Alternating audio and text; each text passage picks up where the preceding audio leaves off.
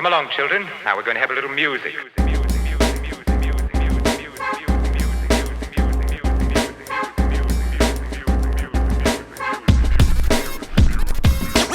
What is up, guys? Welcome back to First Cut. I'm Andres. I'm here with my boy RB3 and my girl Sabrina. We're talking about the new Amazon Prime movie Seberg, starring Kristen Stewart. This is based on a real life story of the actress Seberg by the same name.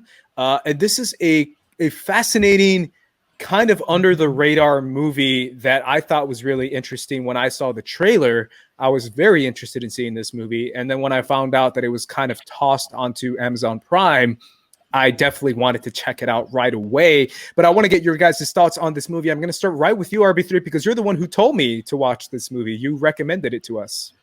Yeah, well, this particular subject matter of Jean Seberg has always been an interest of mine. I was first introduced to her as a personality through the podcast.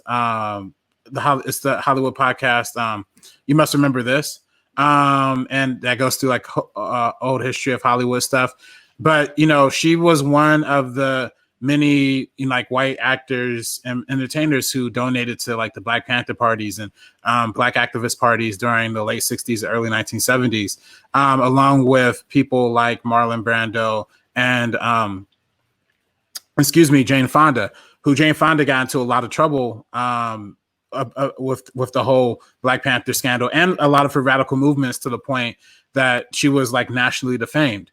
So I think I talked about it before on the Meaning of podcast, but even director Jean-Luc Godard had like outed Jane Fonda during the production of Tout Va Bien, which is one of my favorite movies. But he outed her for being like a fake activist and all that kind of stuff. So it's a very interesting dynamic. Seberg also dealt with that dichotomy, and this movie kind of goes into detail about that with the FBI who was following her, and that kind of ruined a lot of her relationships within Black activists' parties and kind of led to her untimely death at a young age. I believe she died when she was about 50. So it's a really 40. tragic story. Or 40, yeah. So it's a really tragic story, and but it's interesting that it took so long to get to the screen. But this movie was interesting for sure. It's good to see Kristen Stewart kind of play that part. But I'm kind of down the middle with this movie, honestly. But we could talk about that later on in the review. But Sabrina, what do you think? Yeah, I think this is a really cool story. And I think that this film just didn't really hit the mark on exploring this story fully to its potential. I do really enjoy Kristen Stewart. I think this was a well-made movie. I think the ensemble as a whole is really interesting, even with Zazie Beetz and Anthony Mackie. I think that was a really cool element to the story.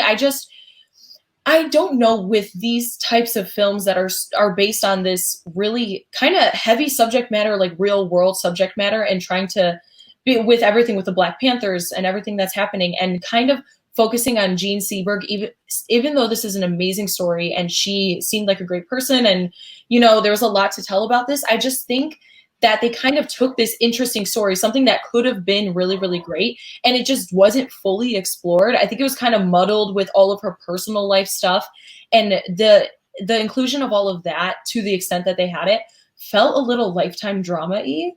I don't know, kind of like a Lifetime film. I'm kind of, as you said, RB3, I'm down the middle. I thought a lot of the dialogue, because that's something that I really pay attention to, it was just so on the nose. A lot of the scenes, they're telling you, she's just explaining so much and explaining everything that's happening to an extent where it felt superficial and didn't really feel fully explored, fully developed, and just kind of surface level. I mean, even when the stakes were incredibly high and it was really dramatic, and it is very serious, especially knowing that this happened, these types of events happen to the real life Jean Seberg.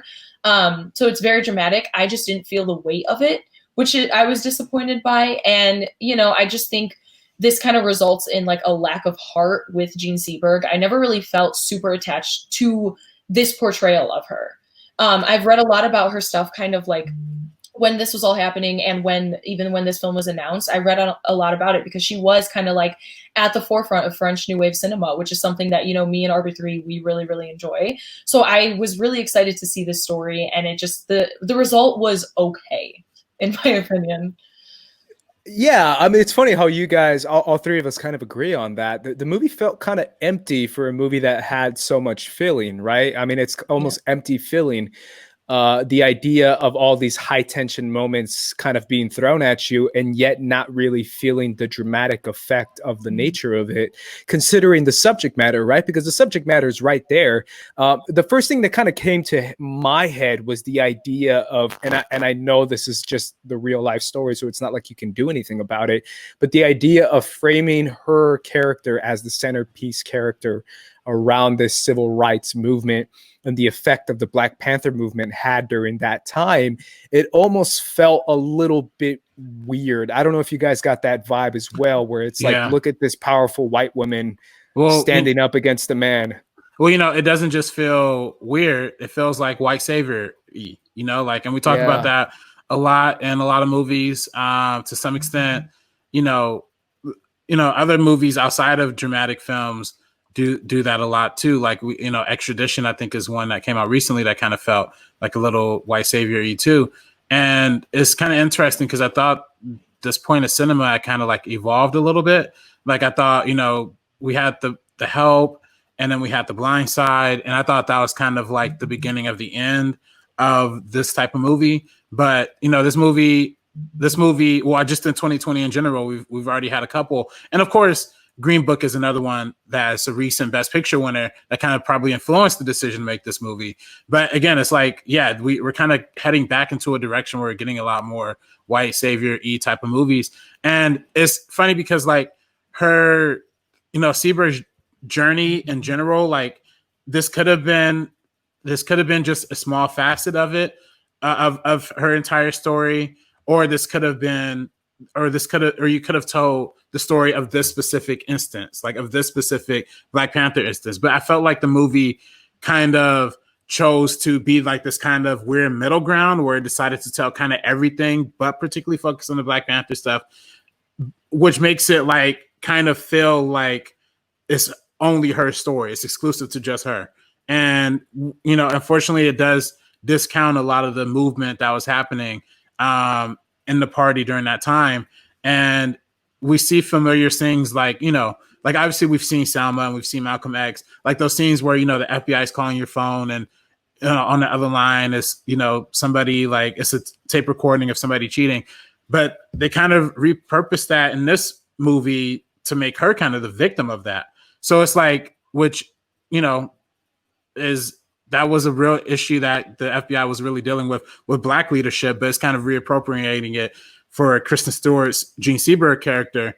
So it kind of makes it more of like a white leader experience, I guess. So it's really weird, and just the timing of it just feels a little weird. That's the main thing. I think if this movie would have came out in like 2009, 2010, or even like 2006, it probably would have felt a lot better then. But because we're in 2020 and because we're a lot more woke and a lot more conscious about what media is saying and representing, it feels dated. So that's just kind of that's where I land on it. Yeah, it definitely had that effect. I don't know if you have any thoughts on that, Sabrina, as well. No, for sure. It's just, I went into it with the trailer makes it seem like something that it's going to be more profound and it's going to be less empty. And the result definitely is kind of just a shell of what we kind of thought this story would be and the directions that they would go with it. So that's why it's more, even when we say like, it's just fine, it's okay, maybe it should have came out a few years ago. The thing is, like, that's disappointing because, as RB3 said, we are in this time now where if this is a cool story to explore, which there is a cool story in there, and there's ways you can kind of have it be the forefront without feeling like a shell of itself. And they just kind of missed the mark on all of that. And yeah, it was just kind of dull. And it's really sad because I think Kristen Stewart is an amazing actress. And I think she was really great in certain parts of this film, and other ones I was like, this is Kristen Stewart just being Kristen Stewart. We get kind of a lot of like her acting chops in it. I felt that mostly kind of like in like the beginning, because Kristen Stewart has a specific style of acting, and when you are portraying a real life character, it probably helps a lot to pick up on like the mannerisms of that person and kind of dissolve into this person, because this is a real life person you're portraying. And I feel like she didn't really do that. Which isn't, that's not anything against her at all. But I think honestly, the standout Zazie Beetz, Anthony Mackie, and Jack O'Connell as like the investigator. Jack O'Connell is someone who I think is a really, really talented actor who is so underrated and underutilized. He's not really ever at the forefront of anything. Of course, he was in Unbroken, and I was introduced to him in the show Skins. So I like that he was able to play this kind of character. I thought he was cool, but the way they utilized him in this film, again, just didn't really hit the mark. It's kind of like this guy who's like, oh, what I'm doing is wrong, and I'm going to fix it at the end after all of this catastrophe is happening. So the film is going in all these different directions. We're sympathizing with every single person, and it's kind of like, what is the focus? What is the forefront? Because I'm a little confused. Yeah, if anything, halfway through the movie, I was a little bit confused by his character, Jack O'Connell's character, because it kind of clicked in me like 30, 40 minutes in the movie. I was like, wait a minute, this guy's kind of the bad guy. This guy's like the villain in the movie by far. So why are we trying to give him a sympathy angle with his wife and him trying to feel bad about it and making Vince Vaughn the real villain and being the real racist, even though he's also kind of pretty racist in the movie as well. And it's like almost telling you that there's degrees of racism, saying like Vince Vaughn's style of racism is bad, but Jack O'Connell's like subtle racism is okay. That felt so weird to me. And also, I really have to talk about the idea of the FBI angle and the Vince Vaughn angle. And that's probably the only aspect of the movie that I kind of liked, just because it gave a little bit historical thoughts on the idea of the FBI being a very, very powerful organization that did go after the Black Panther movement and that was extremely racist. And it came straight from the top, from Hoover. And they made it a point to name him quite a bit to kind of reiterate the fact that, you know, America has been trying to oppress African Americans since forever. And the FBI was almost a specialized organization that made it their mission to do that. That's probably my favorite part of the movie, just because it might inform people who didn't know about that. But I still didn't like making a hero on that side, on the FBI side. I like them being the bad guy and it being like Jack O'Connell literally has blood on his hands throughout the whole movie. Last thing I'll say about that too, Vince Vaughn, like I texted you guys as I was watching this and I was like, notorious Trump supporter Vince Vaughn plays Trump supporter Vince Vaughn. I guess Nixon's supporter at that time. Yeah, and I was like, wait a minute, is this like a joke?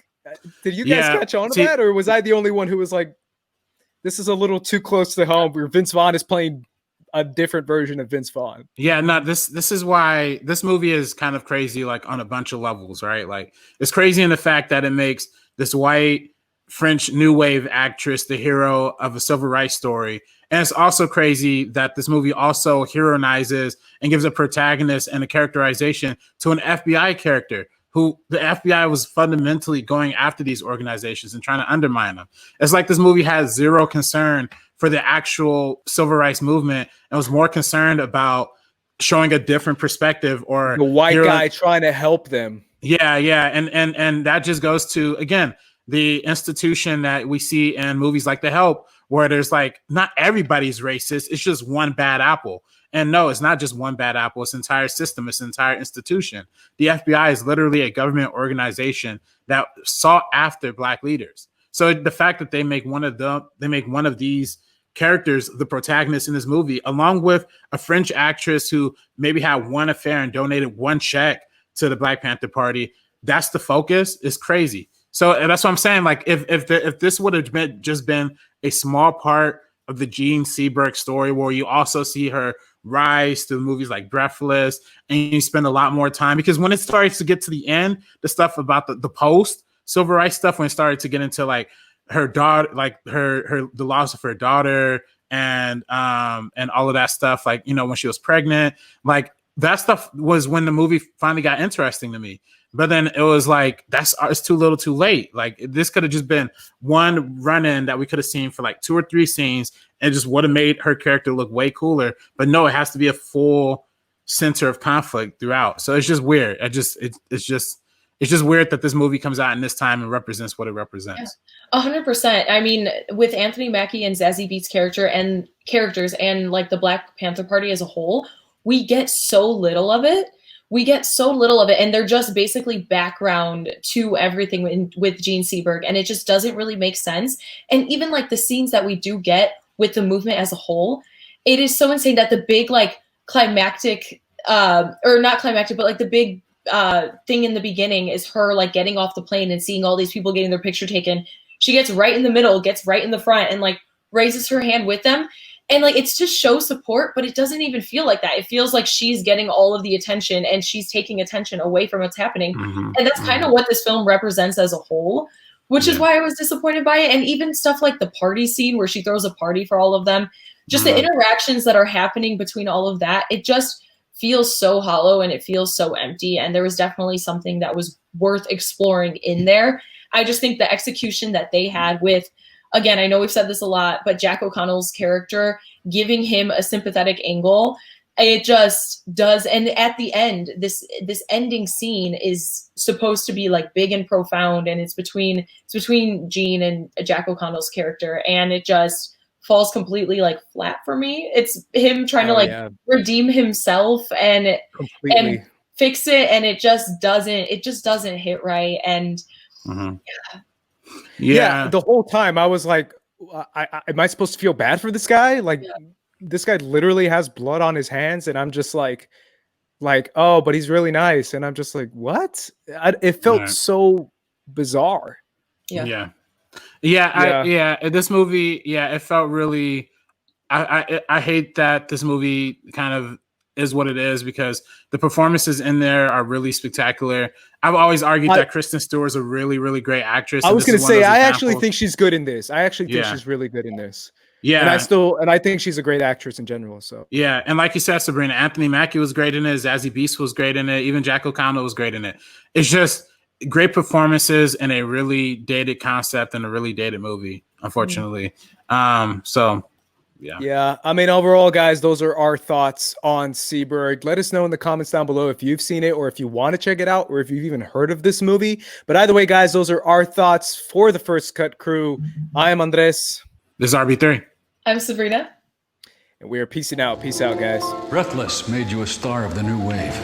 Why do you think the French fell in love with you? They fell in love with the character. They get me instead. And who is that? Who is Gene Seberg?